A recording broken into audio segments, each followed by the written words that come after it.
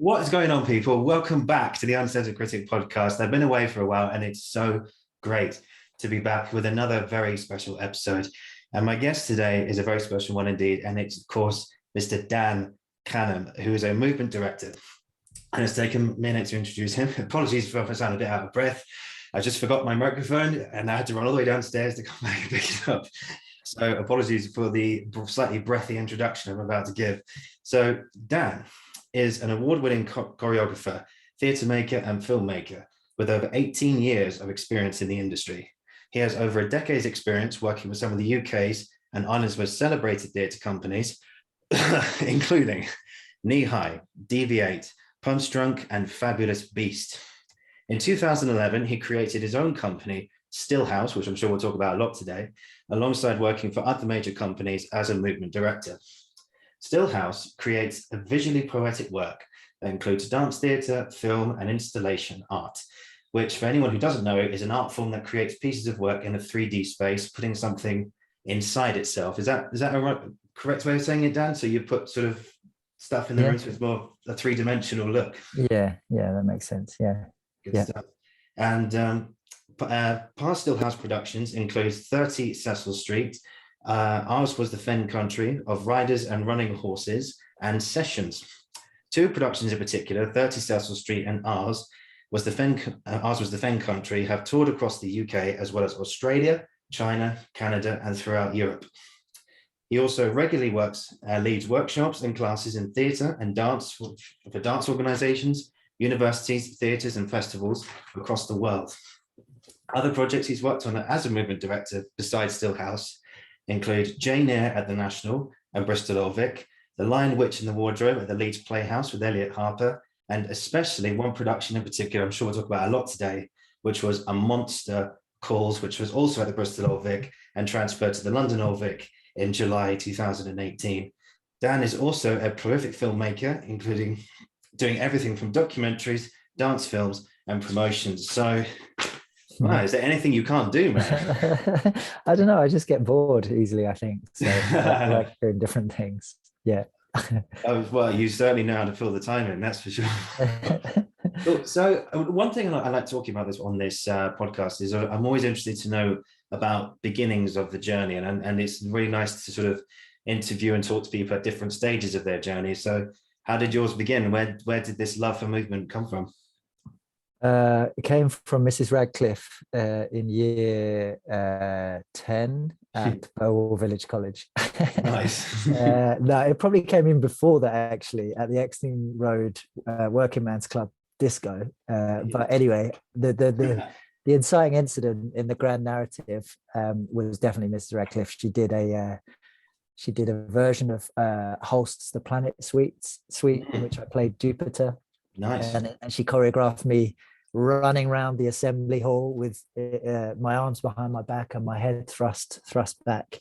Just as the kind of embodiment of joy. And I loved it, man. Like it was amazing. And looking back, it's like the kind of vibe I've been striving for my whole career. Do you know what I mean? It's like that first high I've been chasing of year 10. Yeah.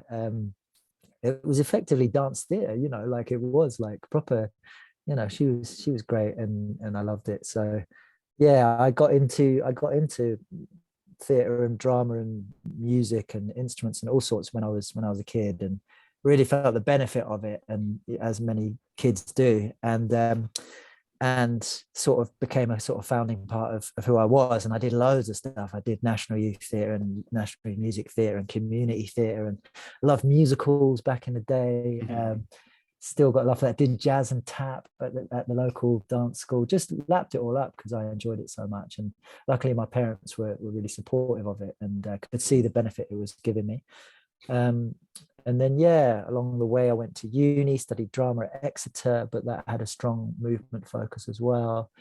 And subsequently, all of the work, regardless of where it finds itself, has kind of balanced, this like physical storytelling, visual storytelling, and it obviously goes into dance as well. But it's always with the human at the center of it, and in service of some idea or narrative, kind of loosely sometimes, but always, some narrative. So yeah.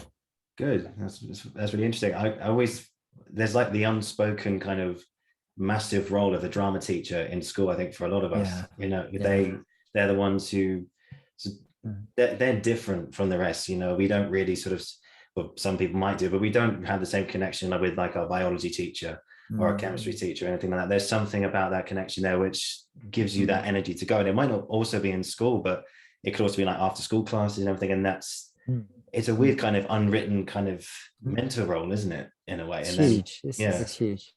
Yeah. Yeah. It's So really, Mrs. Yeah, without Mrs. Radcliffe, do you think you'd be where you are now? Maybe I would have found my way. There were other things, but that was the first, and it opened the gates. Yeah, but I think my mum could see we needed to do stuff, my sis and I, and so we tried loads of different stuff. So probably would have found my way, but she was instrumental, definitely. Yeah. Good stuff. I think this is a really good time to, I suppose, to jump in quite early. Let's talk about your company, which of course is Stillhouse. And as I mentioned in the intro there, it's a company which includes installation art, and it's three-dimensional performance strategy. And it sounds really interesting. I can't say that I've been to one so far, but could you sort of unpick your role in the company and how you create stuff from a 3D perspective? Yeah, so it's funny, we haven't done installation stuff for ages, so I should probably take that off the website because I don't know how representative it is. But like, so it's not typical of the company, but certainly when I was studying drama, like we studied at uni, we studied loads of different stuff, and the idea that you could be an artist, like not a performer, we don't have the terminology for it, but an artist that worked across disciplines, and that you so if you take like the two most recent shows I made are, if you put them in a theater, they would be traditional dance shows with a live band, but essentially quite traditional dance shows, some theatrical elements, so maybe dance theater.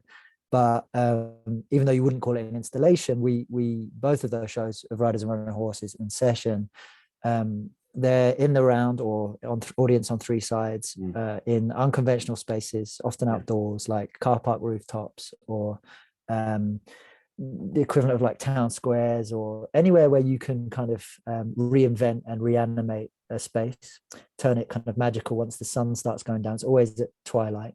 And it has an installation quality to it, in that immersive is really overused, but like a sense that you are surrounded by it, and that it's something live is happening in front of you. You're not removed from it. You are somehow, as an audience member, implicated in it, and your presence is 100% essential to it. It's not just kind of running over there, and you could be there, or you don't have to be there in order for it to happen. So much so that at the end everyone gets up and it turns more into like a rave. So I think we haven't done like strict installation, the strict definition, which would perhaps sit more in an art context, art world. But certainly for me, I mean, working with Punchdrunk as well, all of that site sensitive stuff I loved back in the day, and has remained.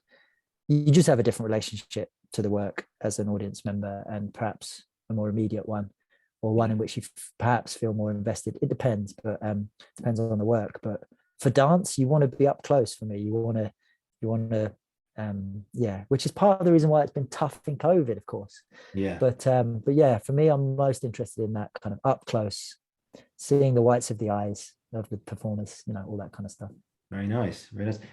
Just on the off chance, were you involved with Punchdrunk when they did the Drowned Man?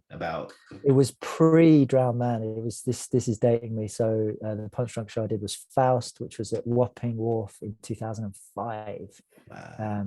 So I've been in the game a while. But it was so I didn't even see the Drowned Man, but it was over like 4 floors. It was pretty epic. I think it was like one of their breakout ones, that it was co-produced by the National, and sort of put them on the map for a lot of people that hadn't previously known of them. I'd seen them before at a thing called the Firebird Ball down in Oval, I think, and it blew my mind. I was just like, this is the future of theatre. This is everything. Everything else is shit. And obviously that's not true. And but they have proven, that they've blazed their own trail, and there's a huge appetite and market for that kind of work. So yeah, I mean, it's interesting. Back in the day on Faust, we there was pre-smartphones, pre-social media, 2005. So obviously people had mobiles, but like I'm sure now the culture is quite different in terms of like audience members being able to leak information. I know they have like super fans that like go on Reddit threads or forums and say, oh, you'll get this special experience. There was none of that really when we were there. So audiences were just a bit more naive, I think, which was good for us, because there were times where I had to do a quick change and I could literally just leg it and hide from everyone and do my quick change. Whereas now I'm sure there'd be some stalker that would, follow my every move if I was in it. But yeah, it was kind of wild times. Yeah. Sadly, I missed that production, but I know I was in, I don't mean to say this, but when I was doing my A-levels at the time, and a few people went to see it, and they couldn't speak highly enough of it. And there was one person in particular spoke of, they had this, on one floor there was this abandoned caravan, and I don't know why, but it was there. And this guy would just, his role was inviting people into the caravan and doing shots of tequila, whether it was probably fake, obviously, but it's probably real. It was probably or possibly real if it's Punchdrunk, and the clues in the title, and he just couldn't speak highly enough of it at all. And he was talking about how couples were going in and they were like holding on to each other, don't run away from me, don't run away from me, all that kind of stuff. And other people were just chasing actors like all the way through the floors. It's pretty wild.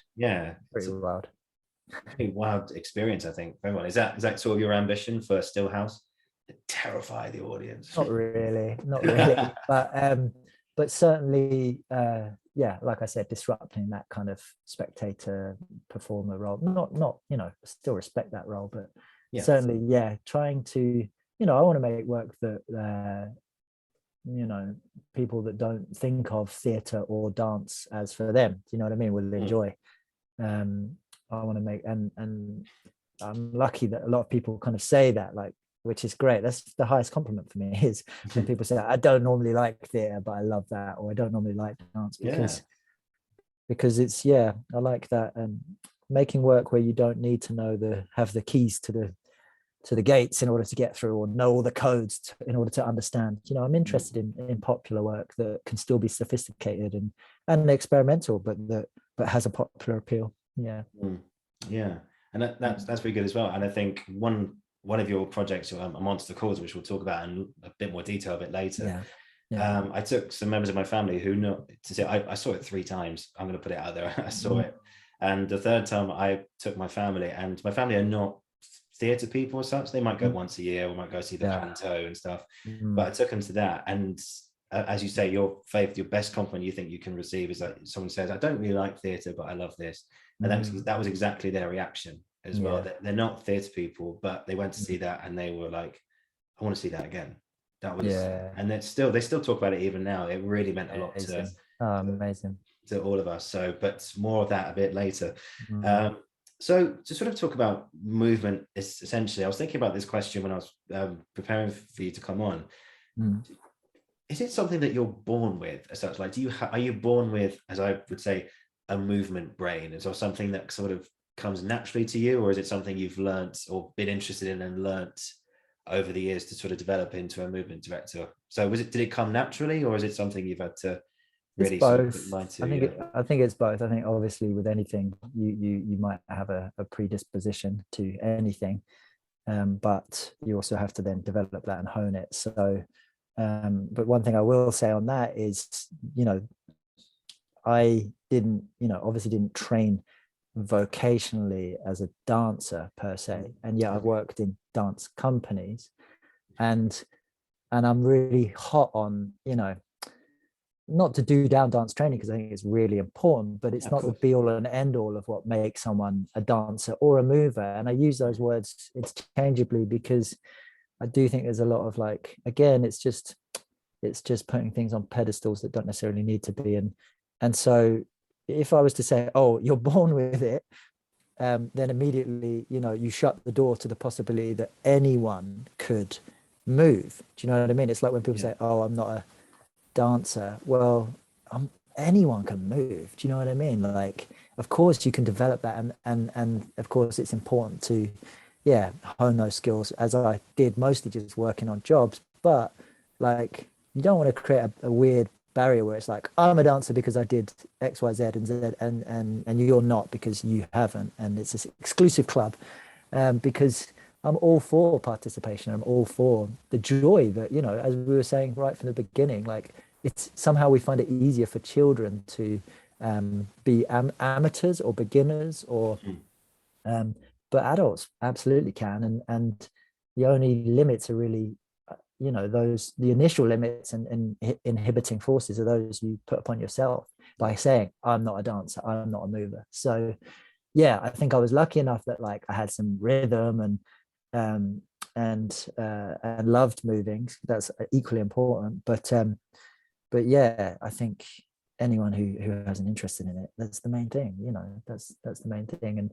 And then just working to develop some of those skills, be it musicality, or I don't know what, some technical vocabulary around movement, or sensitivity to emotion, or whatever. You know, those are all things you can develop. But that's fascinating, because we sort of have a mutual friend in Polly Bennett, who who I know worked with you on A Monster Calls, and we didn't work together on it, but we've kind of swum in the same kind of streams for sorry, my bad, I apologize. All good. And I'm always interested to know, like, because she was involved with the Layman trilogy. It was on at the National, which was just a spellbinding show. It was excellent. I've always wanted to know, like, because she found the movement and musicality, as you say, in the world of finance, in the world of money. And if you were to sort of say to me, I can't imagine, for someone who's mostly an actor, you know, someone who finds, I was always curious, how did she find, like, the movement and the musicality in money anyway? It was such a dense subject. So if you were presented with that sort of bio, and we need you to find the musicality and the movement in money, where do you sort of begin? Do you start looking at videos of Wall Street and then looking at how people move in the trading floor and stuff like that, and sort of get inspiration from that? What would be the starting point for, like, a bio of, say, something like money from a movement perspective? I mean, it totally depends on the material you're looking at. I think everything you do is in service to the idea and the story. So you just rinse the source material for anything that lends itself to physicality. Do you know what I mean? And again, physicality, movement can be across the whole spectrum, from large scale set pieces of choreography that you could easily, you know, create some sort of gestural choreography around people on the trading floor, which is like super physical, of course, to more nuanced character work. Do you know what I mean? About how someone holds themselves, or what it reveals about their characters. So, you know, all of it is just in service to the story and the situation. So you just mine that material. And of course, it's all a collaboration. So it's not just about you going away and kind of coming up with your genius approach that you then imprint on all of your performers. You know, the shows, everything I've done is devised. And even if I was working on a show that didn't call itself devised, it is, because you work as a team and as a company. And yes, some people might have certain areas of expertise and care, but as a movement director, I'm entirely reliant on the skills and the ideas of the performers I'm working with, obviously the director, anyone who wants to put into the pot. So it wouldn't just be me going away and I'd come with some research, but I also know loads of the time, if I've prepped loads of stuff in my head, it's just not going to apply to what's in front of you in the room, because you're discovering it together and it changes, sometimes radically.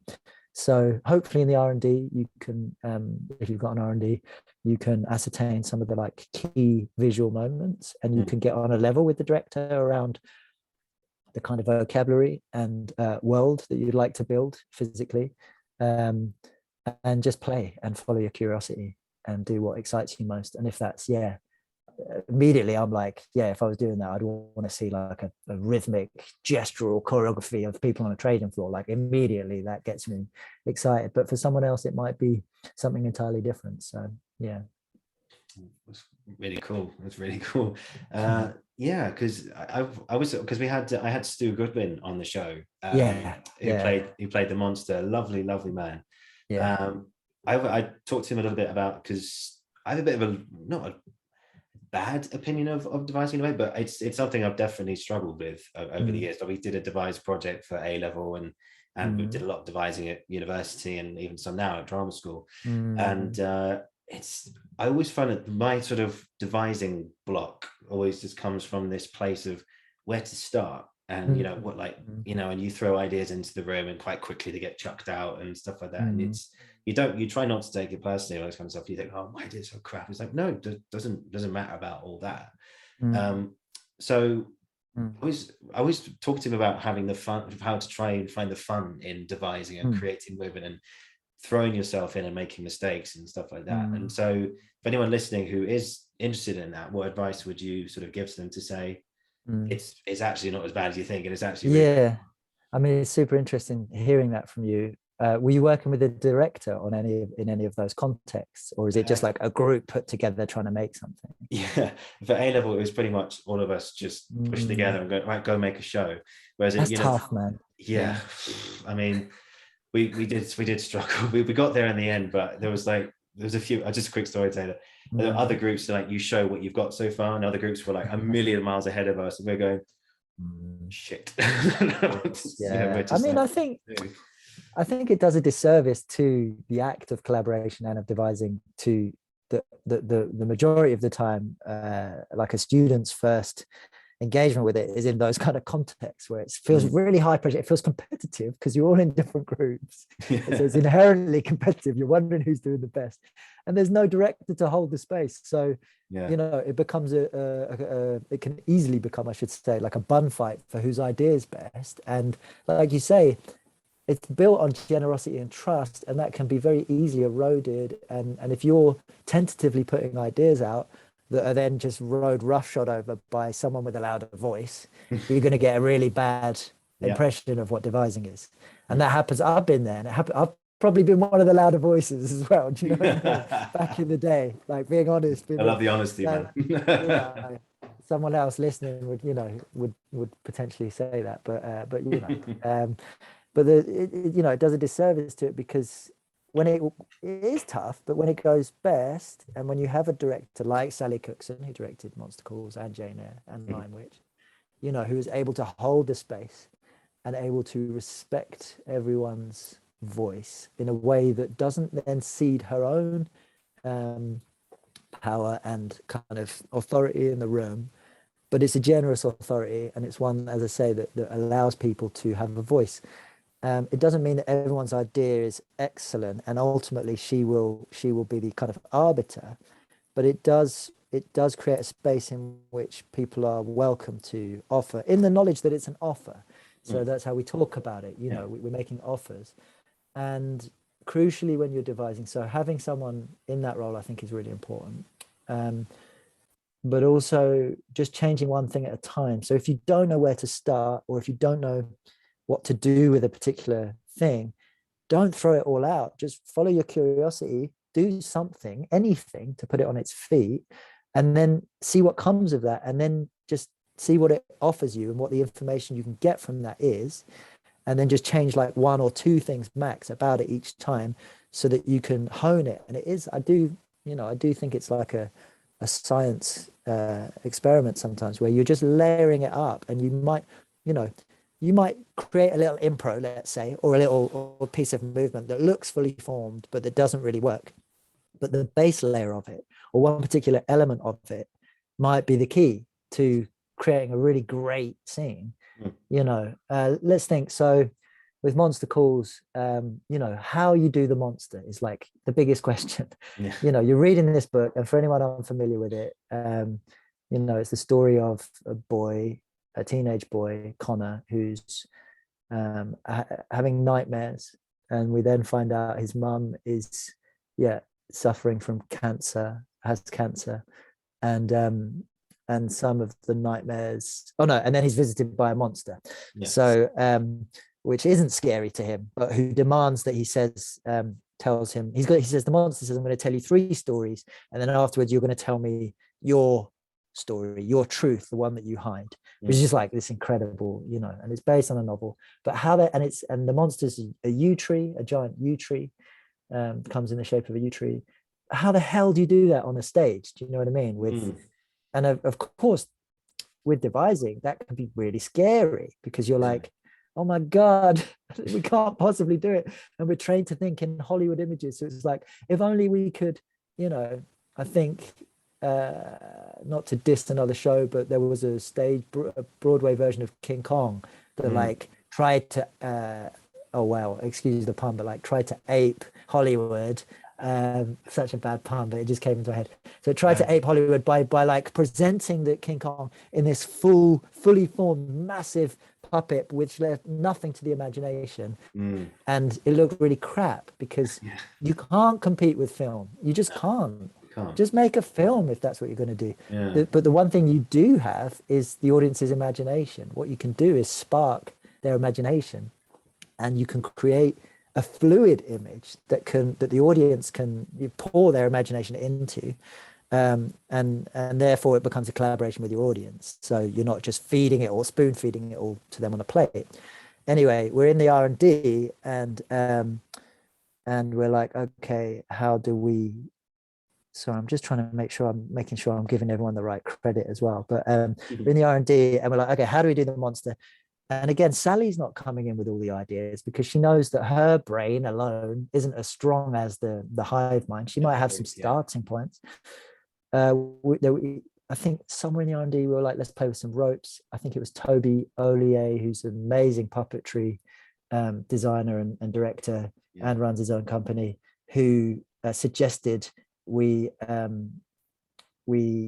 bunch some ropes together and play around with that in the form of a tree. You know, I think Sally already knew the monster would have a human form, but you know, you all start chipping into the point where you don't really know you might know who had the initial idea, but of course it passes through so many people's brains and voices that it takes on a life of its own. And so then as a movement director, I'm like, okay, cool, what can we do with these ropes, and how can the ensemble become part of the ropes? And suddenly, before you know it, you have a really exciting image. And it wasn't born from you all sitting around scratching your heads going, but how can we do it? You treat those challenges as an exciting opportunity, and you relish them, because you know that if you follow your curiosity and you trust yourself and each other, you will find something really exciting. And that's why we do it. Do you know what I mean? To solve those kind of potentially difficult problems. You know, there's loads of examples of that I found. And I think Sally just instills, even if deep down inside she might be worried, she just instills a confidence with her calmness and her willingness to trust the process, and hold her nerve. And the process is one of experimentation and following your curiosity. So we all have to get on board with that. Very good, man. That's great. That's really interesting. You spoke really well there about just the keys of not sort of getting lost in this sort of panic and this feeling of like, how do we make a monster on stage? You know, we've got human beings, we're not making a film, or that kind of stuff.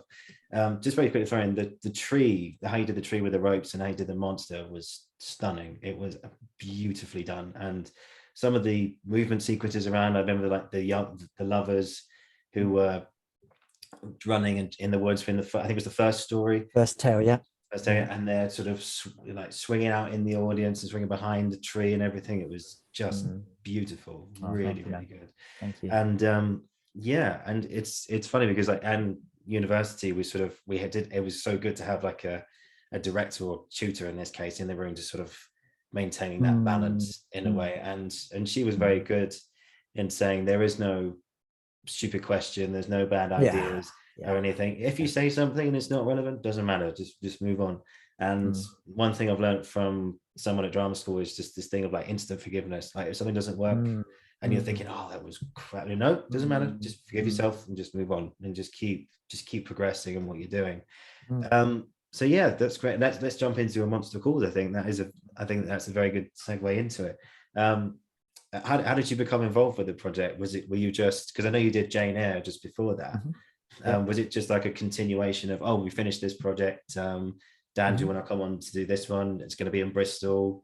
It's called A Monster Calls. Are you in, basically? Yeah, I think we'd Sally and I had worked together on at least 2 or 3 shows at that point for over 2 or 3 years. So yeah, it was and has been a really fruitful and enjoyable collaboration. So it was just an extension, and it got me in on some R&Ds. Yeah, maybe on the R&D I had only done Jane Eyre. So, but yeah, we were developing a language and a way of working together that made sense to us both. And she'd mentioned it a while back, and I'd not heard of it, but then I read the book, and it's a slayer. I mean, you know yourself, it's just so emotionally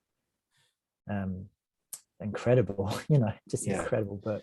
Yeah, and had me in floods of tears at the end. And you know, it's a proper work of art, really. And it's interesting because, you know, Patrick Ness, the author who took it up from an idea from Siobhan Dowd, he's best known for like young adult fiction, I think. And it's interesting. It's similar to theatre in terms of, you know, Sally's best known for working in like family theatre, for theatre for all ages. And often I think that work doesn't necessarily get the kudos or the respect that like work for exclusively an adult audience might get. But yeah, you read that book, or you hopefully you watch that show, and you recognize just real heart and craft in those works. And I say that obviously as someone involved, but also because I'm looking at everyone else involved and can see how much work and skill has gone into it. But yeah, the book was just blew me away, and so really up for being part of it. And yeah, I think we did our first R&D at the Bristol Vic. And then it was probably a year or 2 later, I can't remember, that we got cracking on the making. Yeah, there were probably other, I think there might have been some like aerial R&Ds, or, you know, just testing other bits out. But yeah, and when we made Amongst the Calls, I was simultaneously working on Session with Stillhouse, which is like a completely different show, and certainly the biggest show for Stillhouse that I'd made. It was a Lift Festival commission. And so for a period of about 7-8 weeks, I was switching hats like twice a week, going from one to another and back again. And looking back, that was like just seriously intense. It sounds intense, yeah. But like 2 of the 2 shows that I'm like most proud of, and look back at the work on, and I'm just really, and obviously have had, you know, a lot of impact to different people in different ways, but just kind of bonkers that, yeah, sometimes life just, I've never had a period quite as bonkers and stressful and work-wise and fruitful and intense as that period. You couldn't do it very often. You couldn't sustain that level of intensity. But yeah, it was great. I mean, yeah, absolutely. I mean, just you working, it sounds like such an amazing time in your life as well. You like, you had Monster Calls and Sessions at the same time. And I think, I think if I was you, I would absolutely love to just transport myself back to day one of both those shows. I mean, would you want to do that all over again? Do you think jumping between I don't know if I'd be equal to it. I mean, I'd have to build up to it. That's for sure. I mean, it's a hell of a strain on like your nervous system, and of course, you know, because you're putting yourself out there, and there's so much to juggle. So I don't know if I'd willingly put, you know, they say, you forget, don't you? I mean, I have no idea what childbirth's like, so I really don't want to use this metaphor, but but people do use it, don't they? Probably people who've never had a child, who've never given birth, I should say. But yeah, certainly from what I hear, the sense of painful, the pain of it, and you never want to do it again, and then you start to forget after a few years, and you're like, okay. I mean, it's different for everyone, but yeah. In theatre anyway, for me, there's definitely a sense of like you forget the pain and the struggle of how much work that goes into these shows, and then a few years later you have the bright idea to try and do another one again because you've forgotten.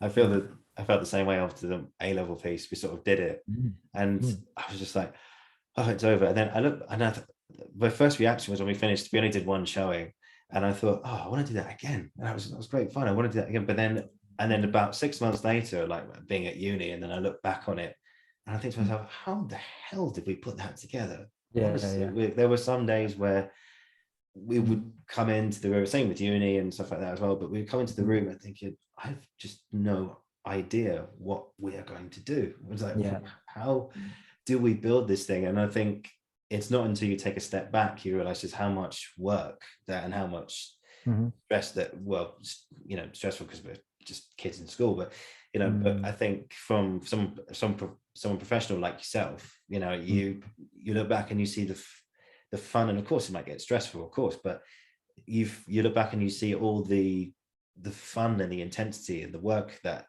went into it, and you think, wow, didn't really feel that at the time, but you know, you think, wow, we actually went there, we actually did that. And you know, that's the amazing to be proud of. For sure. In terms of your practice, like, how do you use music very much? Because I know the score for Monster Calls by Benji Bauer was something I mentioned to Stu as well, was breathtaking. It was so beautifully done. And and to have that, were they in the, was Benji in the rehearsal room with you throughout the whole most of the process? So he must have been throwing in stuff as well. What's it like working with music in your practice? I think, you know, it's fun to me. I know for different choreographers, movement, like music may play a greater or lesser role, but for me it's like the bedrock. And it's probably along with the story or the idea, it's up there in terms of you know, one of the most important things I'm responding to. And Benji has worked with Sally even way longer than I have, you know, for like coming up decades now, I think. Maybe 15 years. But so they know each other inside out, and know they have a shorthand in working methods. And just as a human and as an artist, you know, Benji is just deeply soulful and heartful, and is able to just, you know, put melodies and rhythm together in a way that just can open you right up as a listener and as an audience member, and crucially again serves the show. Theatre for music is quite music for theatre is quite a particular thing, you know, because it's serving. Sometimes it has the spotlight, but he's also a master at being able to just play a couple of notes in a scene that, you know, just punctuate as an extra character in dialogue with the words. So yeah, he's incredibly sensitive, smart dude, and a joy to work with, and just makes it easy as a movement director because she's got this incredible track, you know. You don't have to do that much if the music's doing the heavy lifting. And we know each other well enough to be able, again, it's back and forth, you know. If I think back to Jane Eyre, there's this running motif for traveling, and you know, he might have some ideas, I might have some ideas, but I can say to him, look, running wise is going to work best at, I don't know, 125, 126 BPM. You know, I get obsessed with BPMs or whatever. So is there any way you can adapt what you're doing or come up with a rhythm that can fit that tempo? Because physically I need to be able to work in that range. So, and he's really open to that. He's not precious. None of us are precious. I think there's a good dialogue where, again, he's a specialist in music, I'm a specialist in movement, but it doesn't mean we can't both have ideas about what each other are doing without having to get protective about our respective areas. So he's a dude, an absolute dude, and what a just incredible composer. Yeah, I can't imagine what it must have been like in the room hearing that soundtrack being born. I mean, and I bet, and there were tracks that didn't make the cut. You know, there were tracks that were really beautiful. That, you know, there was a whole lyrical one when we were young that was maybe too nostalgic, too sweet for the show when we put it all together. But you know, all of us do work above and beyond what makes the final cut. So there's one in particular called "A Walk in the Park," which I think was used for "The Lovers by the Tree." and a few other times throughout. And every time that, and I think there's the moment where Connor's dad comes home from the States to see him, and he goes, "Hey, Con," picks him up, gives him a hug, and then that plays over that. And every time I still get goosebumps even listening to it, because Benji's got a website and all of his music's on there. And check it out, guys. Honestly, it's just stunning.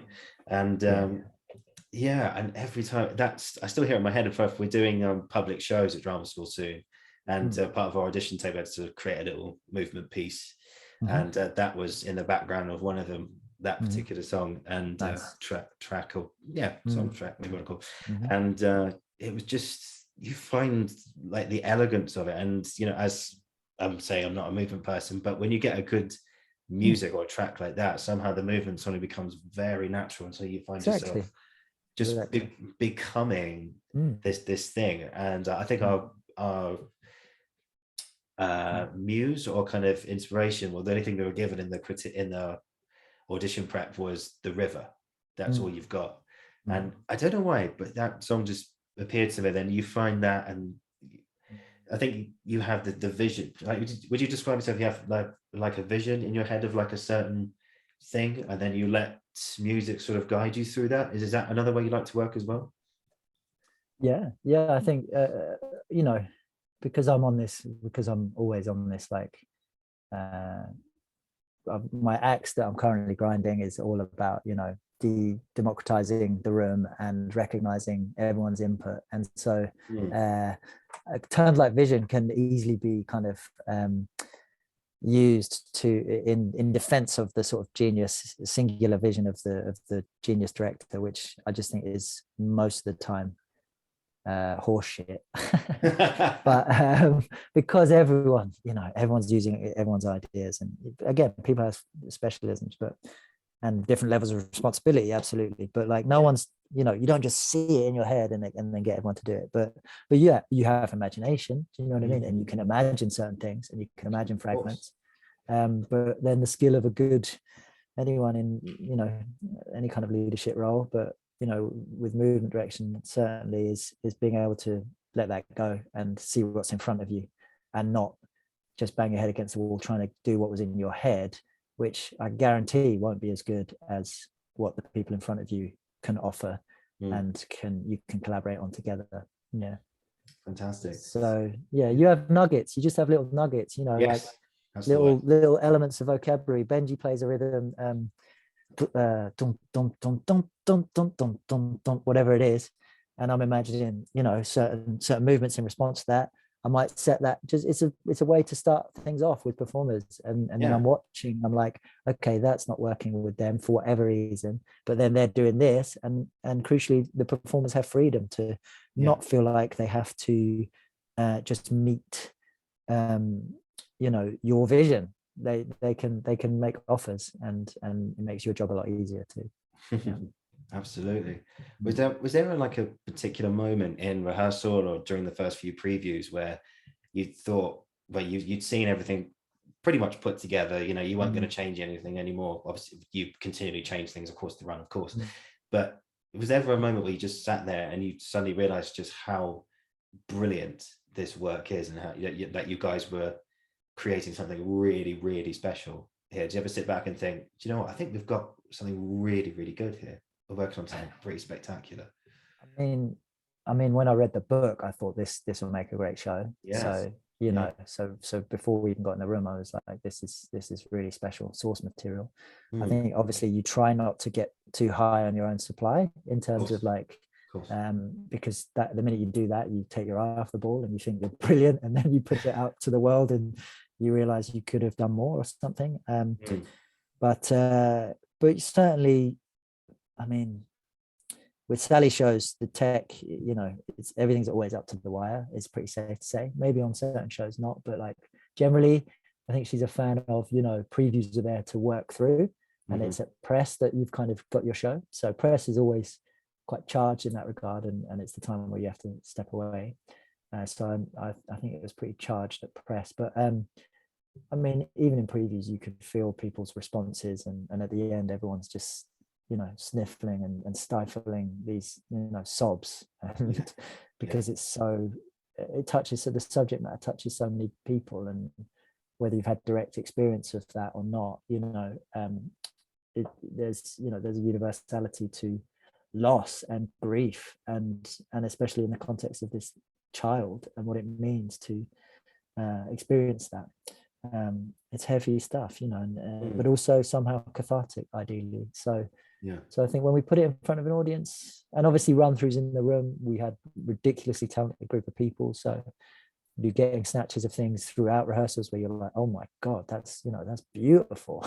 But again, you don't know, because you can sometimes you need to give yourself that feeling in order to trust what you're doing. So sometimes on shows you'll be thinking, oh my god, this is amazing, but again, like, it might be that it is great, but that you're kind of hyping that up for yourselves to give you the energy to keep going. Do you know what I mean? And you never know. And reviewers can be really bloody harsh on something that you've put your heart and soul into, and that you think is amazing and your life's work, and the reviewer comes along for whatever reason, however they are that day, or where their sensibilities lie, or just what they think about art in general, whatever, they can savage it. So, and they're not the be all and end all, absolutely not, but of course they have an impact. And so I guess the ideal is you just do the thing because you love it, and treat it as an offer you make to an audience and as a gift, and hope that they come with you, but nothing's guaranteed. So then when you see people come with it, it's really great. And it's out on tour now. Monster Calls is out on tour now on a remount. Yes, it is. And I'm getting show reports, and they're saying, people standing ovations and people in tears at the end, and so on and so forth. An amazing letter, my God, that we got email, from an audience member who was a mother of like, I think 2 or 3 kids who'd lost their dad to cancer when they were kids, and she brought them along to see it, and just how profound it was for them.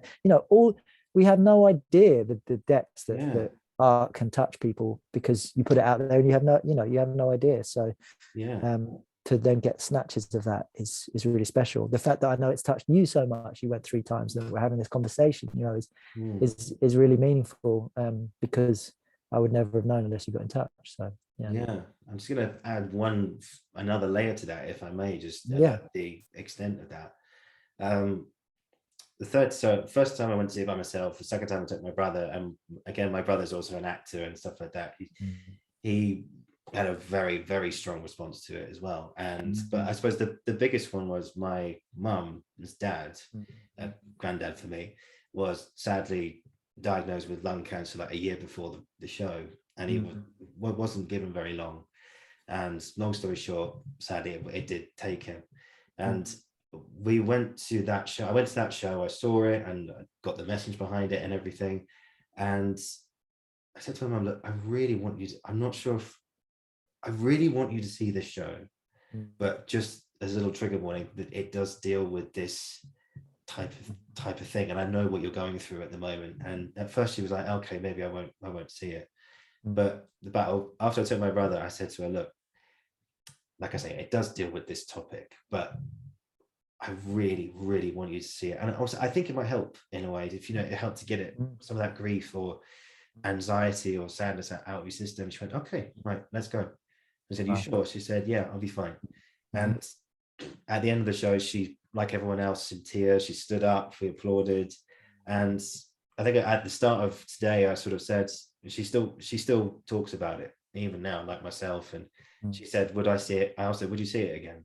I said, yeah, I would see it again, like that. And it's a real testament to how yourself, Sally, and the rest of the company, really, you created something truly, truly special to a lot of people. I get a bit emotional now, to be honest. Honestly, man, you should be so proud of everything that we have. I wasn't in the rehearsal room, so I don't know what. I want to see the stuff which got put aside with the like, if Sally came up to you one day and said, Dan, look, it's really lovely, but I don't think it's going to fit in the show. So I want to see all this stuff. I think most of the movement survived, or maybe just got shortened, but survived. The main we were quite efficient, I think, as devisers on that one, but main one was this kind of lyrical song. It's a really beautiful song. I think Benji, it is on Benji's website still, so you can still hear it. When we were young, I think he did a version of it. Yeah, so you can I hear just it. remembered. Yeah, it's on. I think the whole Monster playlist is probably, Yeah. as you said. Now, what I've learned today is there's probably songs on there which we didn't hear.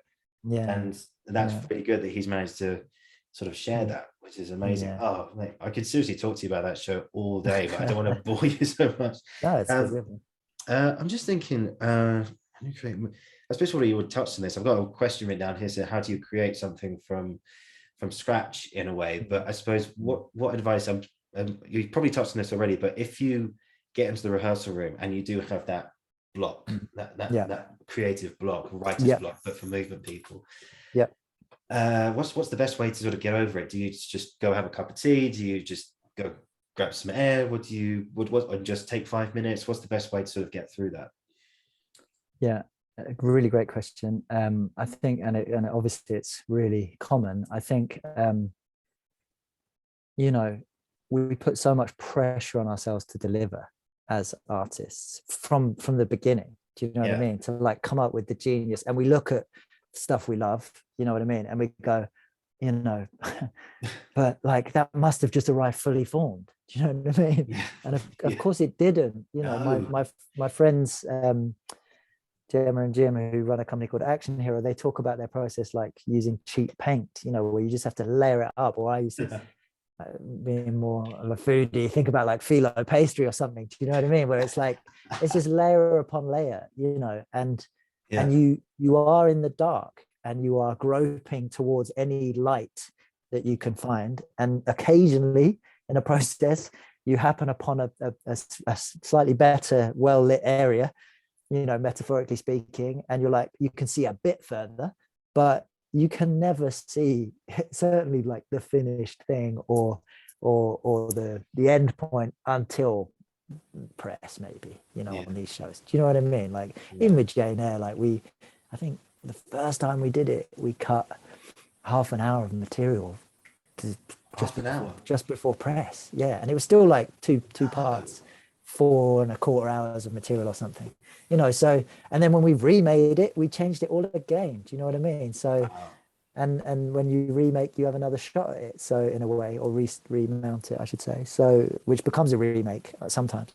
But yeah, like all I would say is like, don't be daunted by the pressure that you might put on yourself of like, but other people are doing this and that. Do you know what I mean? And that must have just arrived fully formed, because even on like these shows that like mean a lot to people, won awards, whatever, we went into the room with that same spirit of play and not knowing. And so anything you can do to get out of your head and into your body and into your playful spirit and into your responsive spirit, be it a game, do you know what I mean? Or some structure that just has certain rules, or throwing a ball around, not just in warm-up, but in scenes or in exercises, as a way to prise things open, to give yourself some information about the dynamic that's going on. Or impro stuff, do you know what I mean? Like, I think you do need things to respond to. So going into a room blank and just being like, what can we create, is tough. I think you do need things to respond to, be it a story or be it, again, an idea or a painting. Or, I mean, I think topics can be really hard. So if someone said to you, river, mate, I would be quaking in my boots, because it's like, where do you go with that? It's so broad. How do you respond? You then have to take on the labor to really narrow that down, because sometimes restriction offers up that freedom. So then you have to be like, okay, well, what river? Do you know what I mean? And why that river? And, and talking about those big questions can be really important. But all I would say is don't get too bogged down in the talking, because the talking can be a real diversionary tactic to not expose anything, to not have to get up and try and risk failure. But like failure, depending how we define it, it's such a cliche, but like it's how you learn, and it's also how you're going to find out. Nothing will ever be a failure when you try some stuff out, unless it's absolutely awful. But you have to trust your own skills and your own instincts. Having wherever you're at in your journey, a student doing it for decades, everyone has some kind of imposter syndrome. Do you know what I mean? Like I've seen it, everyone does. And they fear, oh my God, these people, they came fully formed. boom, boom, boom. No, they're in the room going, you know, What to do? what do we do? Yeah, but some people are better at hiding it than others, or managing it, you know, better than others. So, Yes. and the way you move through that is to just trust yourself and trust that I know enough to get started. And the way I get started is by doing the thing I'm most curious about, I'm most excited about. So, again, with Monster Calls, we've got a source material, so we have questions we need to answer. How do we do the monster? What's the dynamic between Connor and his grandma or his mum? Do you know what I mean? And so, and then when you're then working on those, yeah, you throw some things in the pot, you use what tools you have, be it puppets, props, the actors' bodies, lighting, costume. You bring all that in, so you've got stuff to play with. You're not just in your own brains, and you see where it takes you, and you try. And the skill of navigating and deciphering the information that you're getting back from these experiments is probably, along with like people management, is probably the most crucial skill, and the one you just develop through practice.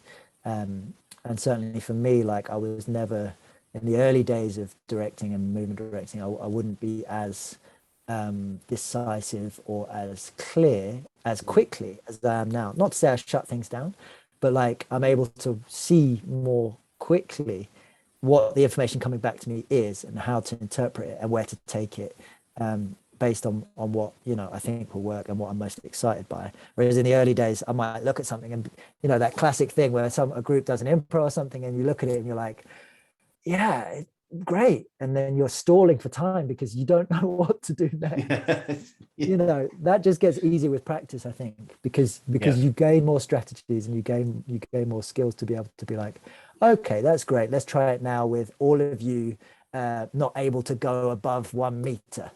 Do you know what I mean? You put some restriction on it that says no, or let's try it with all of you.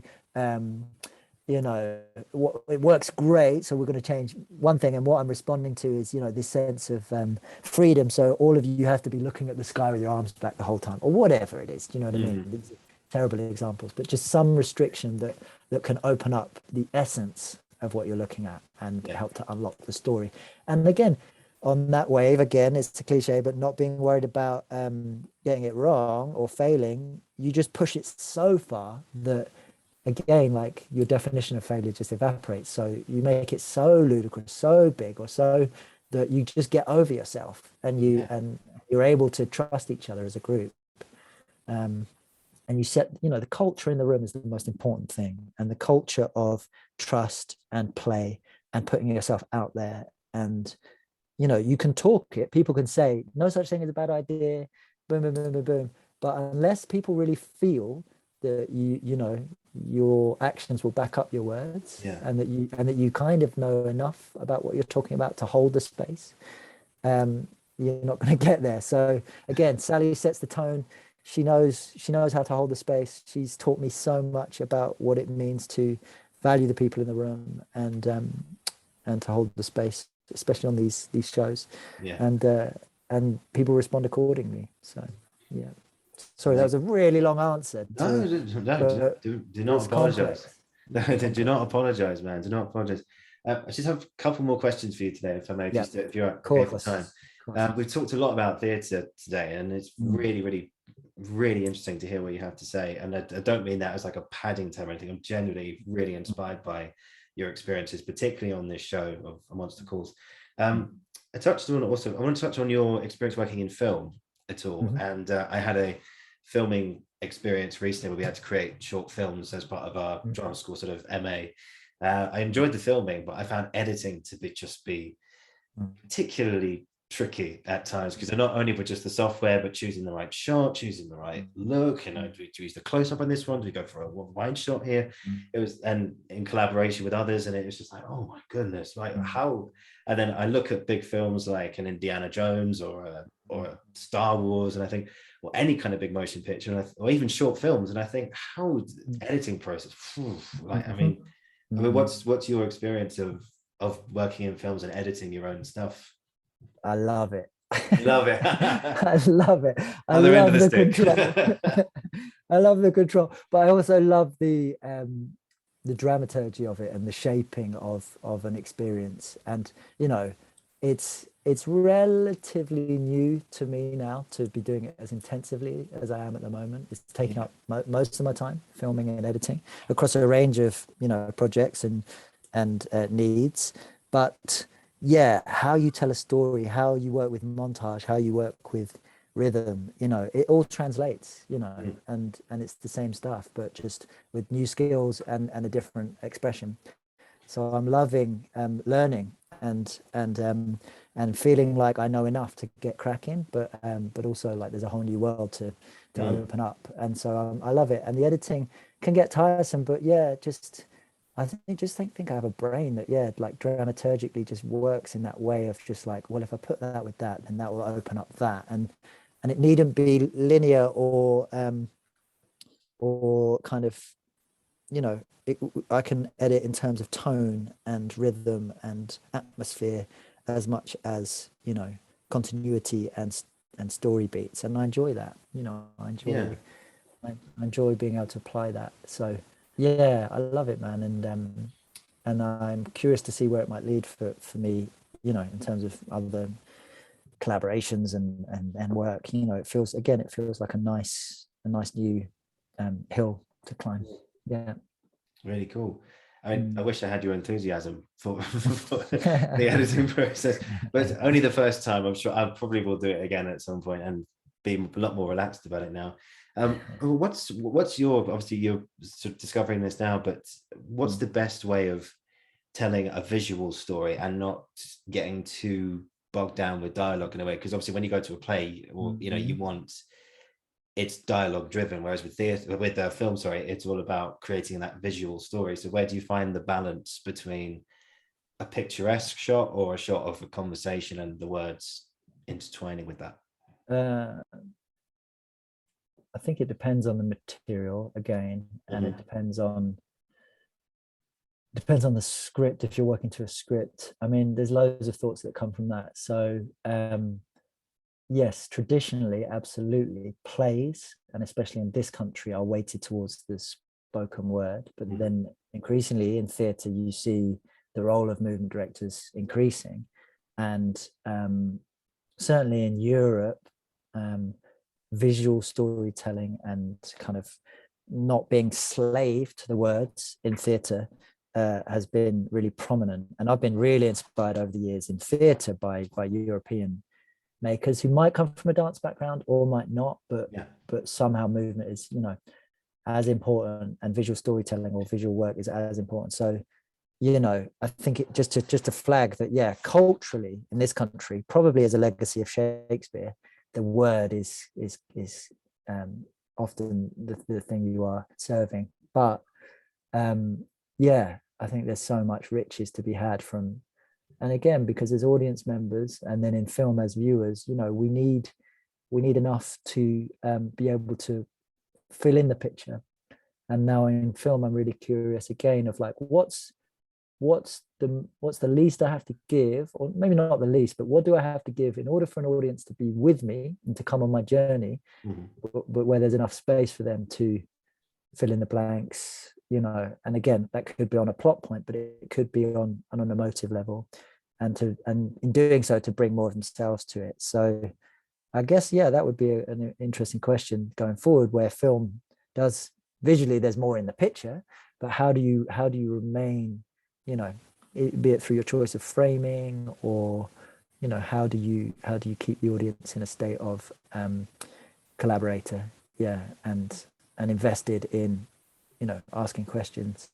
So yeah, that's interesting to me. But I think people like, you know, Coen brothers, they're if we're talking like film, they're just incredible, because they write these incredible characters who, and their wordplay is like next level. But I'd also think, you know, you watch something like No Country for Old Men, and like the visual storytelling. I remember there's a sequence in a motel with Javier Bardem's character, I forget his name, Sugar, is it? Yeah. With his cow bloody gun, whatever. And visually, you know, the shadow under the crack in the doorway, do you know what I mean? The sound, the little rumble in the wall, all that kind of stuff. That's what we remember most. Do you know what I mean? From films. We might not remember the intricacies of a plot unless it speaks to us personally. at least me, I'm really visual, so I'll be able to remember that shot for decades, and then 20 years maybe not tell you the intricacies of the plot or quite some heist or some, but like visually, that's what we are really visual creatures. So yeah, I'm really excited by those really, really striking images in a world where we're saturated by images. I think the what can be the difference is something that's visually novel or striking, but also that is tied to some kind of deep emotions and poetry and sense of humanity to it. It's quite a waffling answer, but no, it's great. It's a great answer, mate. It's really good. That's really fascinating. I'd love to sort of see how it grows in a way. It's almost like less is more. Like we love a good dialogue. We all love a good Tarantino dialogue, like the beginning of Inglourious Basterds, for example. But as you say, it's that image in No Country for Old Men, which we remember for a long time. And again, the bedrock to those dialogue, to those scenes, are the atmosphere and the tone and the mood and the light and the quality of the smoke or whatever it is. Do you know what I mean? Those are the things that enable the word to shine. There's plenty of examples of films that try to rip that off, that have not got an inch of the tone or the style. Of course the writing's great, but like I really feel like it's the world is the bedrock to that stuff. We get, if you only focus on the words and the script on the page, you're not using all the tools you've got in your palette, in theatre and in film. So in your box. Massively. Awesome, man. This has been so much fun. I just have one final question before you leave today, and to top everything off today, in your opinion, what can movement do that words can't, do you think? Great question. I love it, because I ask it myself all the time, so that I'm not just doubling up on, if something it works with words better, do it with words. Words have more nuance. As fallible as language is, words are, I would say, well, I don't know, it depends, but sometimes are able to be more nuanced than in terms of storytelling, let's say, than physicality, potentially. I'm questioning myself the whole time because that might not be true, but in general, perhaps. And go for it.